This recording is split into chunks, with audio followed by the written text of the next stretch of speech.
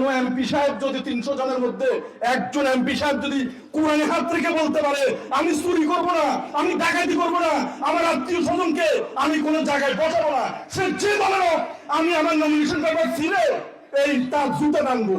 বাংলাদেশের যে আসনের এমপি হোক, আমি যদি এমপি হতে পারি, আমি কাউকে চেয়ারম্যান, মেম্বার, ওই যে কাউন্সিলর, ওই এটাকে কি বলে মেয়র, এগুলো বানানোর আমার দরকার নাই, কোনো সুযোগ নাই।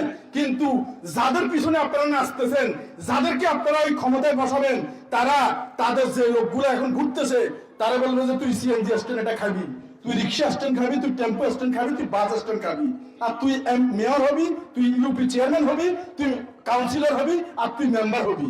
এজন্য তারা টাকা ঢালতেছে আর নাচতেছে। আমাদের ট্যাক্সের টাকায় এই সংসদ চলে, এই সরকারি লোক সব চলে, রাষ্ট্রীয় সকল প্রশাসন চলে। আপনারা যারা এখানে বসে আছেন, আপনাদের ঘামের টাকায়, ট্যাক্সের টাকায়